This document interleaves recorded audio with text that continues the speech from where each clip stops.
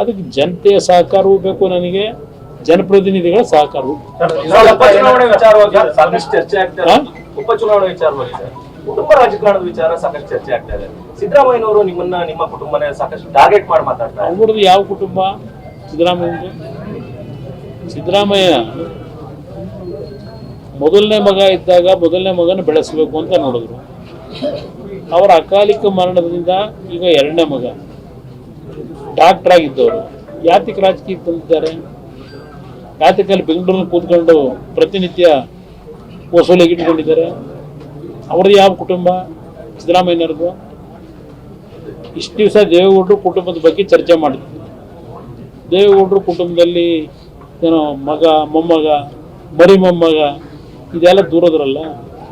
ಇವತ್ತು ನಿಮ್ಮ deputy CM ಅವ್ರ ಕುಟುಂಬದಲ್ಲಿ ಎಷ್ಟು ಜನ ಅವರೇ? ಎಷ್ಟು ಜನ MLAಗಳು ಎಲ್ಲ ಮಾಡ್ಕೊಂಡು ತಯಾರು ಮಾಡ್ಕೊಂಡಿದ್ದಾರೆ. ಈಗ KMF ಅಧ್ಯಕ್ಷನೂ ಮಾಡಬೇಕು ಅಂತ ಹೇಳ್ತಾರಲ್ಲ, ಅವ್ರದ್ದು ಯಾವ ಕುಟುಂಬ? ಎಷ್ಟು ಕುಟುಂಬಗಳು ಇವತ್ತು 2 ಜನ 3 ಜನ ಶಾಸಕರುಗಳಿರ್ತಕ್ಕಂಥ ಕುಟುಂಬಗಳಿಲ್ಲ ಪಾರ್ಟಿಗಳಲ್ಲಿ. ಸಿದ್ದರಾಮಯ್ಯನವರಿಗೆ ಕುಟುಂಬ ರಾಜಕಾರಣದ ಬಗ್ಗೆ ಮಾತನಾಡ್ತಕ್ಕಂಥ ನೈತಿಕತೆ ಕಿಂಚಿತ್ತೇನಾದರೂ ಇದೆಯಾ? ಕಿಂಚಿತ್ತಿದೆಯಾ ಅವರಿಗೆ? ಯಾರು ಮಾತಾಡೋದಕ್ಕೆ ಕುಟುಂಬ ರಾಜಕೀಯದ ಬಗ್ಗೆ? ಅರ್ಥ ಮಾಡ್ಕೋಬೇಕು ಅವರನ್ನು. ಯಾತಕ್ಕೆ ಅವ್ರ ಮಗನ ಬಿಟ್ಕೊಂಡವ್ರೆ? ಈಗ ಅವ್ರ ಮಗನಿಗೆ ಯಾಕೆ ಜವಾಬ್ದಾರಿ ಕೊಟ್ಕೊಂಡವ್ರೆ?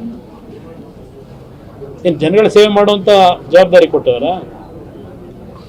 ದೇವೇಗೌಡರು ಕುಟುಂಬದಲ್ಲಿ ಹೌದು, ರೇವಣ್ಣ ಅವರು ಮಂತ್ರಿ ಇದ್ರು, ನಾನು ಮುಖ್ಯಮಂತ್ರಿನೂ ಆಗಿದ್ದೆ. ನಮ್ಮನ್ನು ದೇವೇಗೌಡರು ವಸೂಲಿ ಮಾಡೋಕ್ಕೆ ರಾಜಕೀಯಕ್ಕೆ ಬನ್ನಿ ಅಂತ ಕರೀಲಿಲ್ಲ. ಜನಗಳ ಕಷ್ಟ ಸುಖ ನೋಡಿ ಜನಗಳ ಸೇವೆ ಮಾಡಿ ಅಂತೇಳಿ ಕರೆಸಿದ್ರು. ಅವರೇನು ಕರೀಲಿಲ್ಲ. ದೇವೇಗೌಡರು ನಮ್ಮನ್ನು ರಾಜಕೀಯಕ್ಕೆ ಬನ್ನಿ ಅಂತ ಕರೀಲಿಲ್ಲ. ಜನ ನಮ್ಮನ್ನು ಎಳ್ಕೊಂಬಂದರು ರಾಜಕಾರಣಕ್ಕೆ. ನಮಗೂ ಅವ್ರಿಗೂ ಇರೋ ವ್ಯತ್ಯಾಸ, ಸಿದ್ದರಾಮಯ್ಯನವ್ರಿಗೂ.